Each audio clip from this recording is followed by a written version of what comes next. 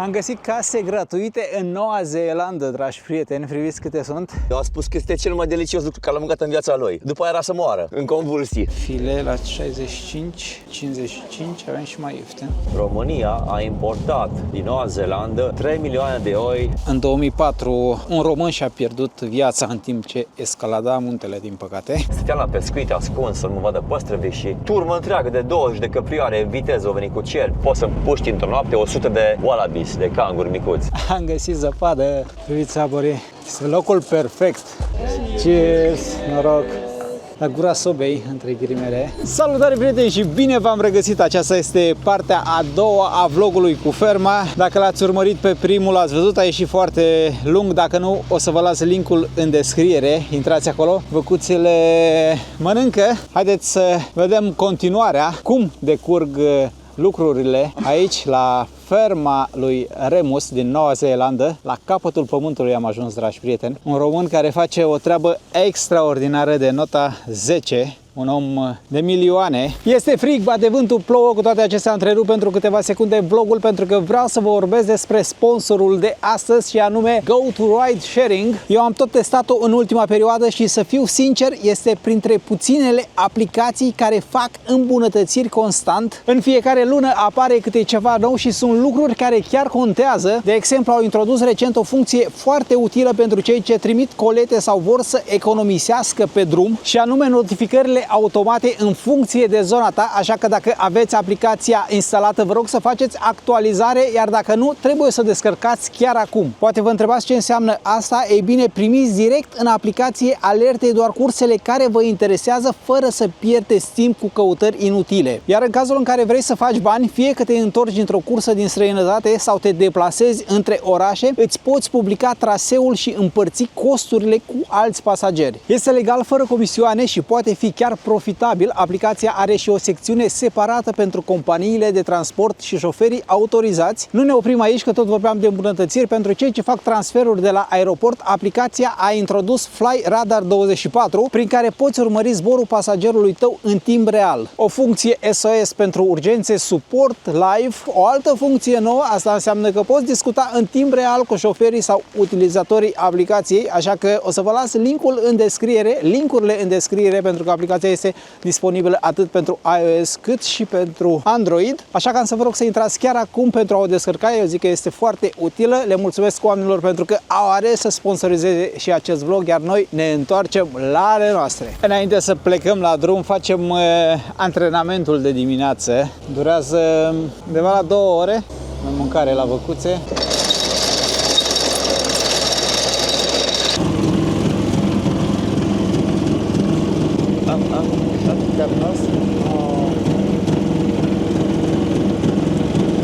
Da, coajă de măr, pielea. Și restul aroma de nuci, ădia care se descozesc de proaspete. Am înțeles. Nucile tinere, când le descozești proaspete, aroma, bine, e moale, da, asta e gustul. Ia unul mai așa mai micuț, nu cumva. Așa, curăță de rumeguș. Nu vreau să încerc. Curăță de rumeguș și poți să iei din el. Capul e tare, capul nu-l mănânc. Lumea gustă cu creierul și cu ochii. Nu trebuie să te uiți, trebuie să așa. Dacă gândești prea mult, nu ai șanse. Prăjiți, știți că am mai încercat, dar așa direct din copac, nu știu ce să zic. Uitați-vă la Gordon Ramsay cum a reacționat. A spus că este cel mai delicios lucru care l-am mâncat în viața lui. După aia era să moară, în convulsii. Atunci, da, îl punem la loc. Undeva stai 3-4 zile și nu ai ce mânca și așa ce găsești de ăștia, o să fie delicatese, o să-i apreciezi de numai. Cum vedeți show-urile că merg pe insule și așa. Da. Îi ține 21 de zile fără să mănânce. Păi dacă găsești de asta după 10 zile, te omori cu alți pentru ei. Deci asta e chestia. Depinde cum conștienți, cum vizualizezi, cum... Exact. Da. Deci ai și crescătorie de viermi, nu doar fermă de animale. Da, ăștia vreau să luăm să mergem puțin la pescuit astăzi. Dacă avem timp, mergem la niște lacuri și ardăm cu bățul puțin și așa, de distracție. Că mâncare avem acasă, am făcut și tocăniță și ciorbă de perișoare. Da. Deci dacă n-am avea mâncare, culege din pădure. Dar e bine să știm, uite, că murim cu mâncare lângă noi dacă se întâmplă ceva. Vă pierdeți în pădure undeva, ce mâncați ce găsiți. Exact. O aveam pe Joy, o tailandeză care gătește românește și gătește foarte, foarte bine. Face și mușdei de usturoi și salată de vinete, se pricepe la perfecție face. Am mâncat ieri sau la altă ieri ciorbă de perișoare foarte bună și nu doar că gătește foarte bine, îi și place. Îi place, păi îi place, dacă nu-ți place, da, îi place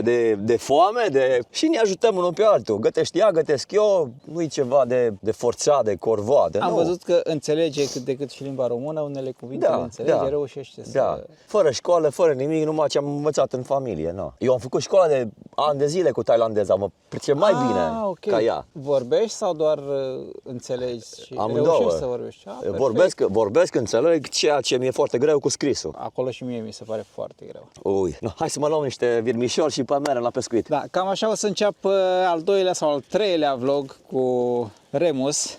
Așa că rămâneți până la final și nu uitați să vă abonați la acest canal de YouTube, nu uitați de like. Mergem mai departe.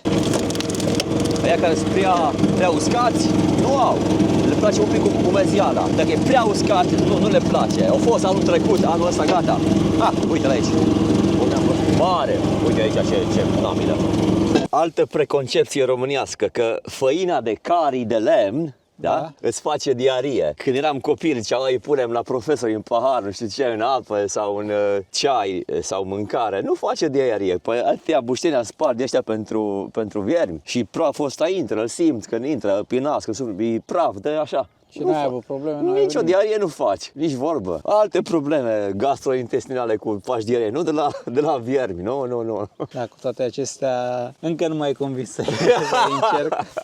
Adică când îi văd vii aici, uitați cum mișcă. Da, trebuie curățați puțin că dacă sunt cu rumeguși pe ei, da. Unii mai mari, alții mai mici, sunt reci, pune una, temperatura de, știi, cât a fost azi noapte, 2-3 grade, ca de la frigider, conservați bine. Cei mai sensibili puteți da skip la această parte, mergeți mai departe. Gata, am pregătit și undița, poate prinde ceva. Poate prindem, o să vedem. V-am spus, viermii nu sunt doar pentru noi, sunt și pentru peștișori. Auzi, am terminat cu făcuțele, am terminat tot, acum plecăm terminat și cu explorăm. La ce oră am terminat? Am și mâncat. Am și băut. Am avut și cafeaua de așa, gata, acum la lucru, gata cu distracția în fermă. Mergem, noi ne luăm rămas bun de la fermă pentru că vom pleca și din această parte a insulei. Asta e baza Noii Zeelande, ceea ce vezi aici. De aici se fac banii în Noua Zeelandă, mare parte, asta este producția. De aici merg banii la spitale, la școli, la drumuri și la cei fără joburi și cu probleme. Fermele de animale. Și în Noua Zeelandă fermierii au persoane foarte multe înfipte foarte bine în guvern. Nu sunt două camere, este o singură cameră în Noua Zeelandă, deci nu avem o grămadă de parlamentari așa. Sunt puțini, dar jumătate sunt fermieri care fac în așa fel ca să nu se afecteze. Pentru că înțeleg foarte bine cum merg lucrurile. Sunt fermieri, sunt din domeniu. Da, sunt deschiși la schimbări și așa, dar oricum nu fac schimbările ca să fie probleme pentru stratul de jos, cei care lucrează în câmp. Schimbările sunt foarte, foarte mici și ajută pe cei de la producție. Deci ai văzut și astăzi, da? Am avut un mic cutremur, am sunat pe cei de la Consiliul Local că e o crepătură mică în rezervorul de apă. Au venit, au inspectat, nu am treabă cu ei să trăiască, să insist de ei să facă vreun lucru. Ei vin, își fac treaba. Nici să plătești, e gratuit. Nici să plătesc, e treaba lor asta. Ei îmi dau apa care am nevoie. Dacă am nevoie de mai multă apă, merg la Consiliu, fac o cerere să mai îmi dea extra apă dacă mai îmi trebuie, dar dacă nu am nevoie, nu are rost să plătesc pentru ceea ce nu trebuie. Anul trecut aveam mai multe 400 vaci, ca să fiu sigur, am luat încă 4.000 de litri pe zi în plus. Anul ăsta nu am nevoie, nu mai plătesc. Deci treaba e simplă, nu e complicată. Avem o limită de îngrășăminte destul de mare, putem să aplicăm cam 250 de kilograme de azot la hectar. Eu nu aplic decât vreo 150 în total. Pe suprafața totală se calculează care o ai. Deci nici nu ne apropiem măcar de limita totală, care este destul de suficientă ca să faci orice producție. Orică crești iarbă, orică crești cereale, îți trebuie îngrășăminte, că fără îngrășăminte nu merge treaba. Acum o să mergem printr-o zonă unde sunt mulți wallabies, canguri. Poate avem noroc să-i vedem, i-am văzut și în Australia, poate îi vedem și aici. Nu o să aveți noroc, pentru că aici animale nocturne, wallabies. În Australia mai stau pe marginea drumului, pe acolo îi mai vezi. Tot seara i-am văzut. Seara, Era pe înserat atunci, Andreea. Să vedem de seară, poate. Dar de obicei vedem loviți de mașini, cam asta îi vedem. Da, din păcate. Da. În ferma cealaltă, unde am fost acum vreo 10 ani, acolo aveam o grămadă în fermă. Deci ieșeam seara la vânătoare, împușcam câte 100. Ai mâncat carne din... Am încercat, au venit niște prieteni din Ashburton, au împușcat și mai tineri, și mai numai femele, dar carnea are o aromă rea. Ok. Deci cine o mânca iepure, este ceva, un iepure foarte puturos la miros. Frăgezimea nu e rea, se poate mânca, dar acea aromă, acel miros, da, trebuie să fie. Nu e pentru oricine, da. Nu e pentru oricine. Poate, uite că dacă ai prepara cu afumare, saramurare, chestii ăștia, cine știe, s-ar putea, dar numai chiar de amorul artei să faci așa ceva, vaci pe stânga și pe dreapta, pe unde te uiți, aproape aici, pe dealul ăștia, este o fermă care trimit vacile la mine peste iarnă, niște Jersey cows, foarte frumoase vacile Jersey, sunt jucăușe, temperamentale. Le trimit pentru că ei nu au mâncare de ajuns? Nu au suprafața destulă ca să cultive și furaje pentru iarnă și vor să-și protejeze iarba pentru la primăvară, când fată vacile, să aibă atunci, că atunci faci laptele puternic. Fătăile sunt grupate, toate încep să fete în august, început de august, atunci trebuie iarba după fătare. Acum se înțarcă vacile, intră în repaus mamar, se reface ugerul, se repară, uite, le-ați vacile Jersey, că le vezi acolo și toate vin la mine. Fiecare drum important este highway aici. Highway 1, o să facem deviație, intrăm pe Highway 72, deci, dar Highway în Noua Zeelandă este ceea ce vedeți. Uite, cu gropi, cu limite de viteză.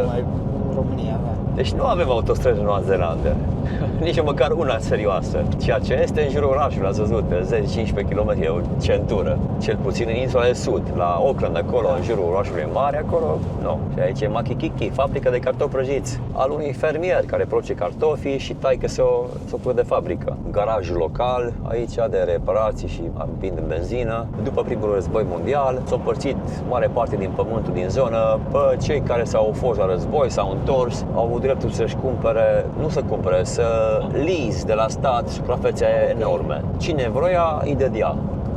Efectiv cât vroiai. Vroiai 1000 de hectare, vroiai 5000 de hectare, cât puteai tu să lucrezi, atâta zi. Trebuia să lucrezi, să-l poți lucra. Dacă abia ai chef de lucru, putere și cap să organizezi. Și rămânea a tău cu timpul? Timpul, statul le-a oferit posibilitatea să-l cumpere. De pe termen lung, 40-50 de ani, a devenit proprietatea acelor familii. Și acum aceeași treabă sunt ferme de 5.000-10.000 de hectare care așa s-au format și sunt familii foarte, foarte înstărite care dețin pământul de fermieri. Și având puterea financiară, au și reprezentanță în Parlament foarte puternică. Legislația este făcută de acești fermieri. Cei mai bogați oameni din Noua Zeelandă sunt fermieri. Cred că e principala industrie, nu? Da, bine, că este principala sursă de venit a Noii Zeelande, 100%.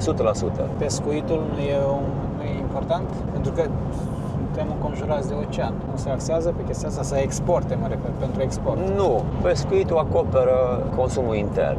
De exportat, nu cred că să exportă mare brânză. Extrem de puțin. O benzinărie. Micuț, frumos, liniștit, da, curățenie. Niște picturi frumoase, uite, pe silozurile de acolo, vezi? Celebrează cei din primul război mondial. În dreapta avem copiilor, în dreapta. Relația între maorii și locali în partea cealaltă. S-au închis 3 benzi de circulație. Da. Ne spuneai mai devreme că și aici fac treaba de mântuială, între ghilimele. Da. Mult peticesc decât... Da, deci nu mă apeticesc. După fiecare ploaie se înmoaie carosabilul, pentru că asfaltul este de proastă calitate. Cum se face aici drumul când se face așa? Toarnă pietriși pe drum, vine cu camionul, dintr-un camion îți toarne vreo 200-300 de metri și după aceea vine cu alt camion și în timp ce merge toarnă așa în prăștie un strat foarte, foarte firav de bitum deasupra. Iar apoi mașinile care trec termină treaba, amestecă bitumul cu pietrele. Ține limite de viteză vreo 30 la oră până se întărește bitumul și cam atât. Dealurile ăștia sunt plini, fără exagerare. Poți să împuști într-o noapte 100 de wallabies, de canguri micuți.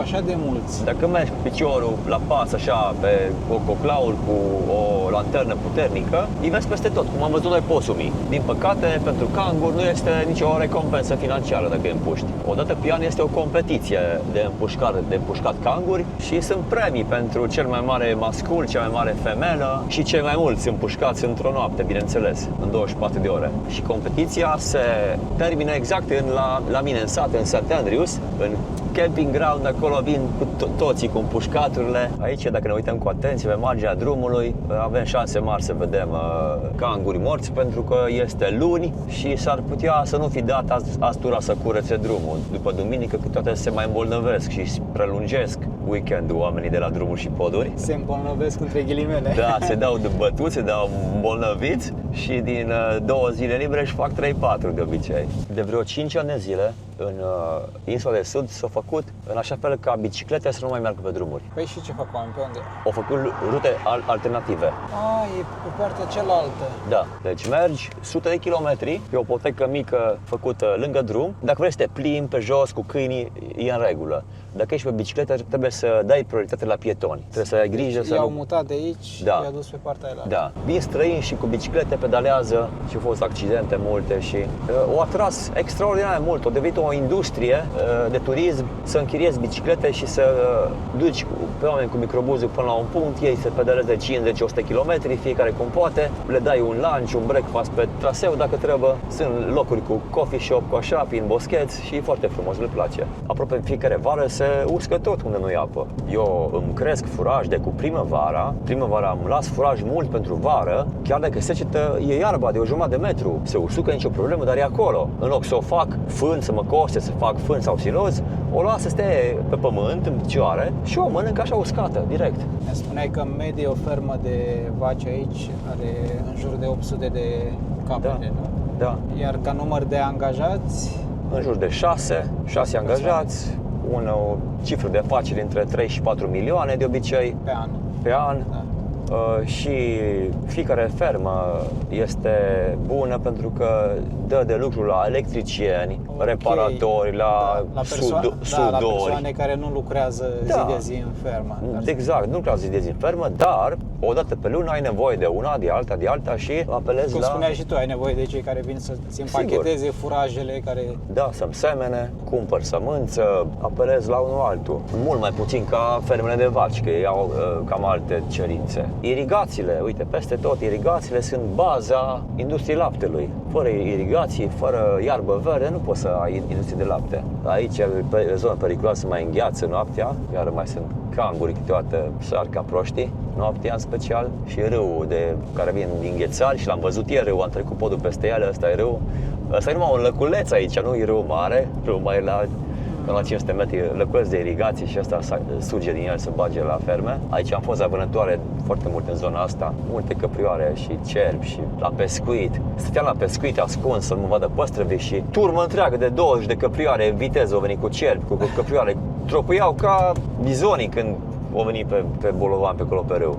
M-am și speriat. Foarte mulți somoni vin în zona asta să-și pună icrele. E zona fantastică unde somonii urcă să-și pună icrele. Ai prins somoni? Da, am prins somoni, sigur. Și legal și ilegal. Mergeam noaptea cu lanterna prin apă, cu pantaloni speciali, cu țăpușa, bang! Acum 40-50 de ani când s-au construit barajele, aici stau muncitorii și de atunci așa nu sunt folosite. Dacă cineva vrea să facă un business, vine și le ia pe gratis, ăștia aici le închiriază și face ce vrea cu ele. Ți le dă pe gratis? Pe gratis le dă, dacă cineva vrea să facă un business. Iar aici avem barajul. Aici sunt o serie de lacuri, sunt 5 lacuri, ăsta e primul. Foarte frumoase de agrement cu barca, de pescuit, sunt locuri de acces unde să spui barca de beton foarte, foarte ușor. Să le închiriezi pe gratis sau să le cumperi? Le închiriezi pe long term, pe 10 de ani, dacă vrei pe 15 ani. Dacă vrei să faci coffee, uite, una închiriată din cele 20 care sunt aici, aia e singura, acolo, care e închisă tot timpul,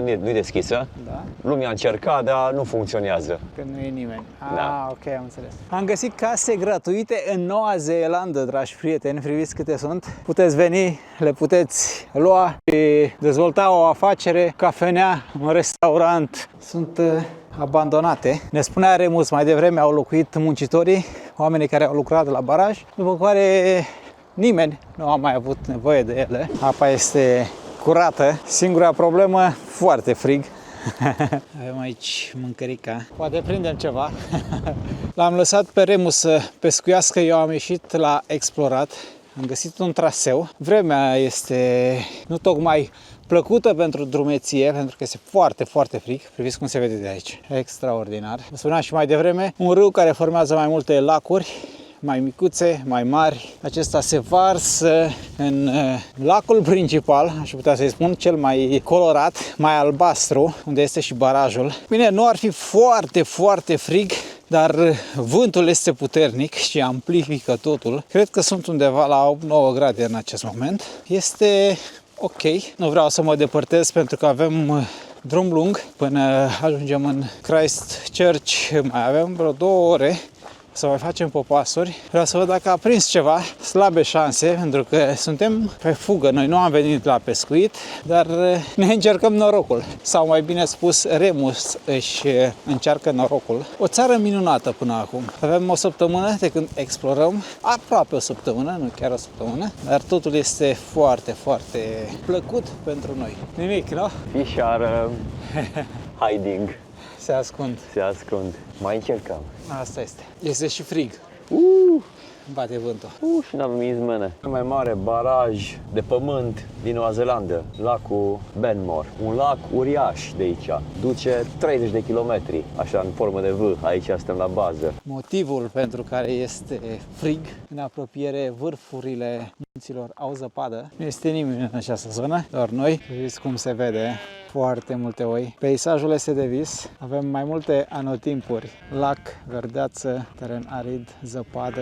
Deci ceva foarte interesant care puțin, cred că știu din România, este faptul că România a importat din Noua Zeelandă, exact din insula de sud, din Timaru, de unde sunt eu, oi. Câte credeți? Câteva sute de mii? 3 milioane. 3 milioane de oi din Noua Zeelandă, din insula de sud. Recent sau?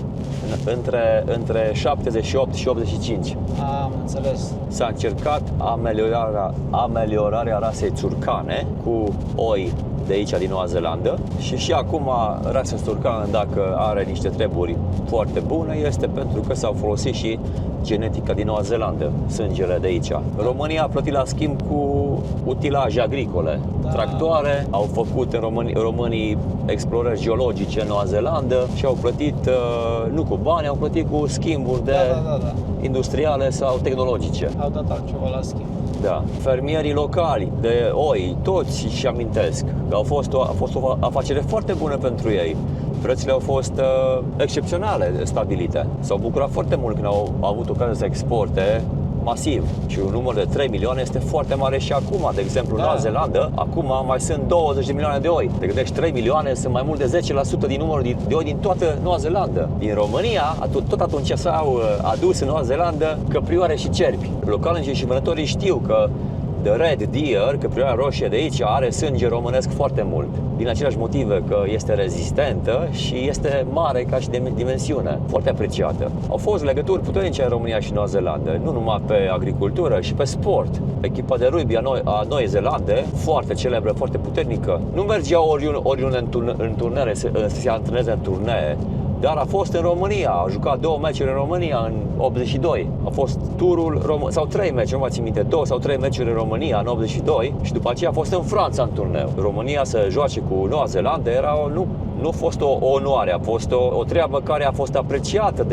de All Blacks, de echipa națională, pentru că românii jucau excepțional de bine și era cât pe ce să-i bate în amândouă meciurile pe neozeelandezi. Efectiv, cum spune noi, i-au furat cu arbitrii. Nu a fost glumă, a fost serios. Da, arbitrii au făierat pentru neozeelandezi. Uite un irigator aici, uitați-vă cât este mare. Și fermă de vaci la munte, aici sunt minus 20 de grade iarna. E frig de numai, cu zăpezi, nu așa? Se vede zăpada în depărtare pe creste. Vacile au fost mulse, acum 2 ceasuri. Bine, aici se relaxează, dimineața la 5 la mulsiară. Așa e de frig dimineața, intri la mulți, te încălzești, pui mâna între ugerul vacii și piciorul vacii, acolo ți încălzești mâinile. Primele ture până se încălzește și aparatul de mulț, îl iei mână pe fiecare și rece. După aia, după o tură, deja s-au încălzit la 35 grade cât e laptele. Și vacile intră în mulgătoare și încălzesc zona, se schimbă atmosfera. Și acum suntem la 5 minute de o fermă de somoni, unde oprim și dacă e deschis, vizităm puțin ferma și dacă avem noroc și mâncăm niște somon. Aici o să fie lacuri frumoase pe stânga și pe dreapta, de pescuit, sunt superbe lacurile ăștia, de păstră și somon este aici. Scapă din fermă și intră în lacurile ăștia de aici, frumos. Aici sunt crescătoriile, nu? Da. Și ai voie să pescuiești? Da. Foarte tare. Da, nicio problemă. Crescătoriile de somon. Din câte am înțeles, apa vine direct din ghețari.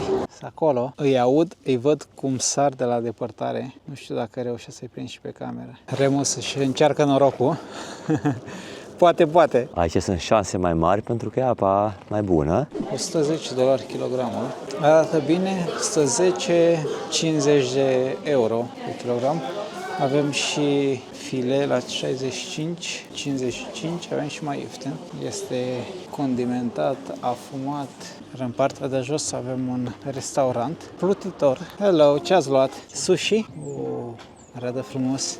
Aici doamna îi hrănește. Nu știu dacă reușesc să-i prind pe cameră. Cu ochiul liber îi văd foarte mulți. La prima vedere apa nu pare tocmai curată. Sau poate mă înșel. Pește proaspăt. Direct din fermă, da. Sunt acolo, i-am văzut aici. Mai aproape îi hrănea doamna mai devreme. Sunt acolo mai mulți, mai mici. Haideți să mâncăm. Gata, totul a fost foarte bun. Frig, dar am ales să mâncăm afară pentru priveliște. Foarte mulți turiști în această zonă. Încă un popas. Cred că acesta este ultimul pe lumină. În spate, în față, de fapt, avem muntele, iar în spatele muntelui apusul, Muntele Cook? Muntele Cook, da. Unde în 2004 a murit un român încercând să... În română sună cam așa. În 2004 un român și-a pierdut viața în timp ce escalada muntele, din păcate. Încercăm să ajungem până pe malul lacului, foarte frumos, mai ales pentru pasionații de aventură și natură. O apă foarte curată.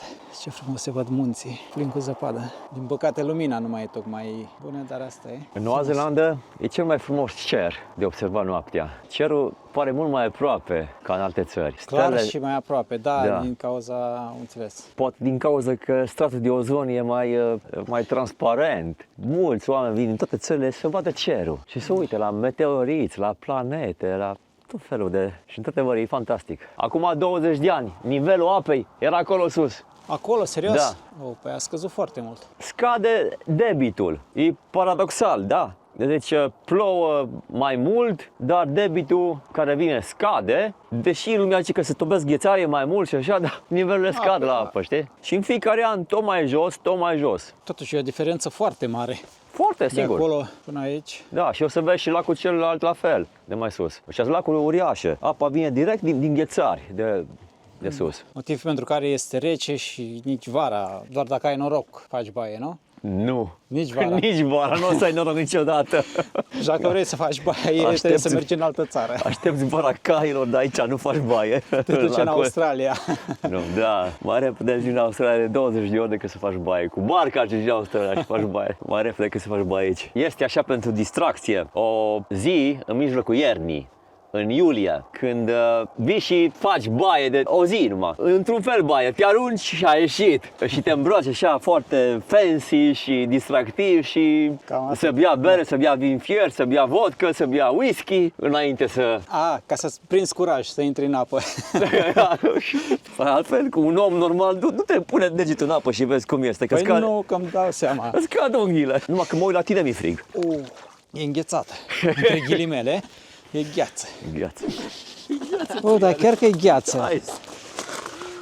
De aici avem zăpadă. Am găsit zăpadă. Priviți, saborii. Este locul perfect. Acolo în față avem zăpadă. Păcat că nu suntem pregătiți. Am fi intrat. Avem și un patinoar. Ai masaj, ai spa, sauna, de vreo 2-3 feluri sauna. Ok, ce micuți sunt, zăpadă peste tot. Ne-am comandat câte un vin fiert.